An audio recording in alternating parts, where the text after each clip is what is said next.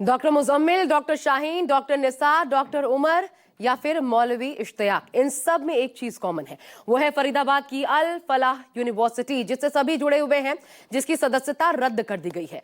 हैरानी की बात देखिए कि दिल्ली ब्लास्ट केस में जिस चौथी ब्रेजा कार की तलाश चल रही थी, वो भी यूनिवर्सिटी कैंपस में ही मिली। इस यूनिवर्सिटी को इसकी मान्यता को लेकर NAAC यानी कि national assessment and accreditation council ने नोटिस भी जारी किया, जिसने अल फलाह यूनिवर्सिटी की भूमिका को संदेह के घेरे में ला दिया।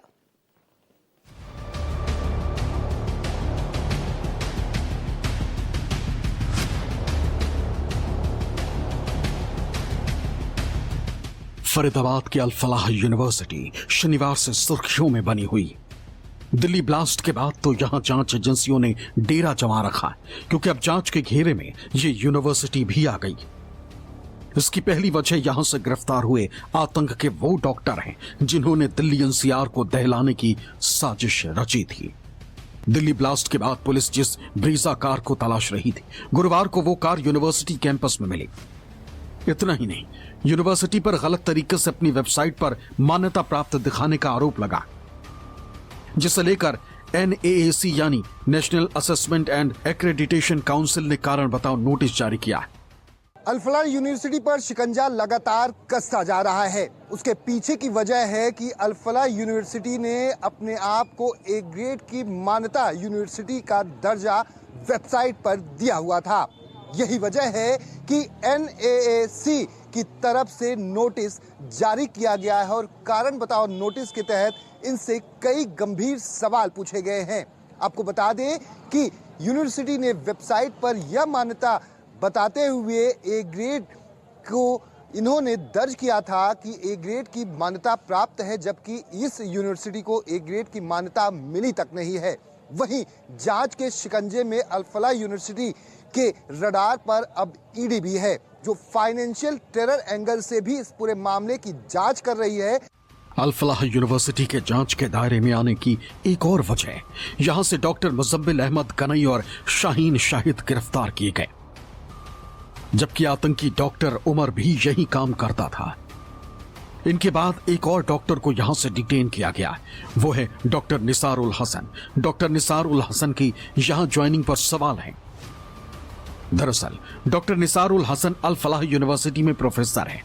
इससे पहले श्रीनगर के महाराजा हरि सिंह मेडिकल कॉलेज में मेडिसिन का असिस्टेंट प्रोफेसर था।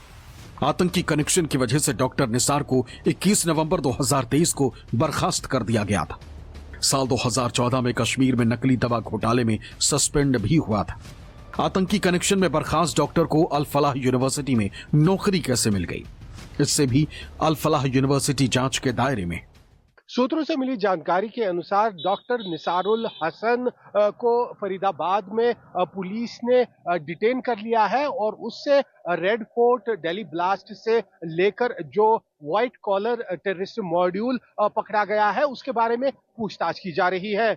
डॉक्टर निसारुल हसन वही डॉक्टर है जो कश्मीर घाटी में यहाँ पर डॉक्टर एसोसिएशन का कई साल तक प्रेसिडेंट रहा और यहाँ जम्मू कश्मीर सरकार द्वारा उसे नौकरी से टर्मिनेट तब कर दिया गया जब निसारुल हसन का नाम सामने आया सेशनिस्ट गतिविधियों में अलगावाद से लेकर आतंकवाद की मदद के चलते उसका नाम सामने आने के बाद जम्मू कश्मीर सरकार ने साल 2023 में उसके खिलाफ कड़ी कार्रवाई करते हुए नौकरी से निकाल दिया।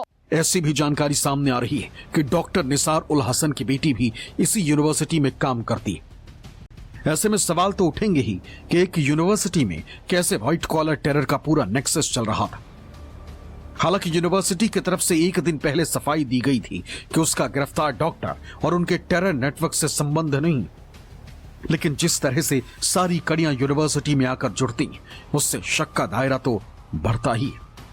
श्रीनगर से आसिफ सुहाफ और फरीदाबाद से दीपक दुबे के साथ ब्यूरो रिपोर्ट, न्यूज़ 24।